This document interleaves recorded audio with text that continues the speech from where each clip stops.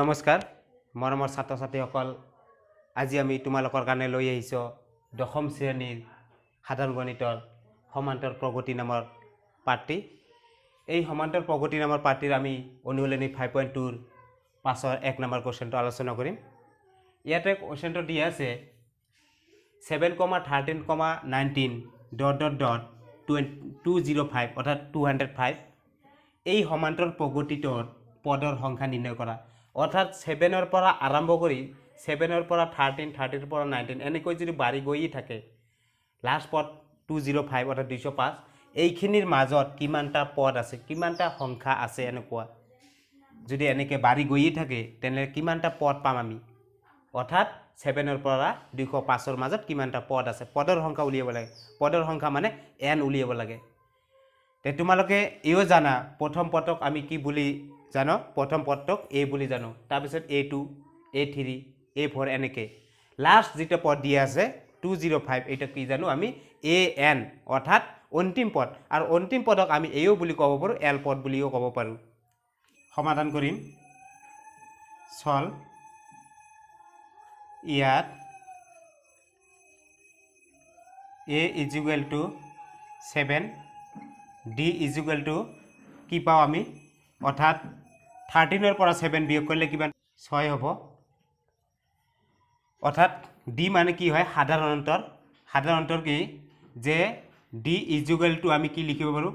a2 minus a1 is equal to a3 minus a2 নাইবা a4 minus a3 এনেকৈ অর্থাৎ ইমানটো চাব নালাগে দুটা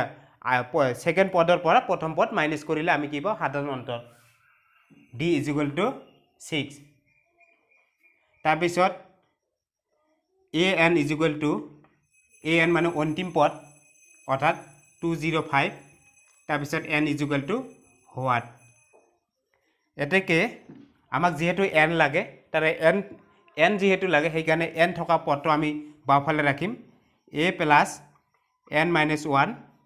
into d is equal to an equal a মানে কিমান পাইছে 7 plus n minus 1 নাই n minus 1 ৰাখি দিয়া d minus 6 is equal to 205 মান বহাই দিয়া এতিয়া কি কৰা প্ৰথম প্লাসটো পক্ষ চেঞ্জ কৰি লোৱা তেতিয়া কি হ'ব n minus 1 প্ৰথম প্লাসটো পক্ষ চেঞ্জ কৰিবা তাৰ পিছত 6 টো কি আছে পূৰণ হৈ আছে হৰণ কৰিবা নহলে মই দেখাই দিছো এটা line into 6 is equal to 7 টো প্লাস আছে ইফালে গলে কি হ'ব মাইনাস অৰ্থাৎ 198 বিয়োগ কৰিলে আমি 198 পাম তাৰ পিছত n is equal n minus 1 is equal to 6 টো পূৰণ আছে ইফালে গলে হৰণ হ'ব অৰ্থাৎ 198 6 দি হৰণ কৰা 6 দি হৰণ কৰিলে কি হ'ব 6 ৰ 19 ৰ মাজত তিনিবাৰ যাব থাকিব 1 টো ইয়াত যাব আকৌ তিনিবাৰ অৰ্থাৎ হৰণ কৰিলে আমি কিমান পাম 33 তাৰ পিছত n ৰাখি দিয়া 1 টো মাইনাস আছে ইফালে কি হ'ব প্লাস অৰ্থাৎ 34 এটাকে নিৰ্ণয়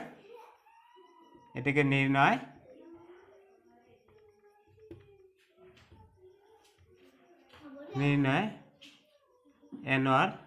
অৰ্থাৎ পদৰ সংখ্যা ক'লে হল নিৰ্ণয় পদৰ সংখ্যা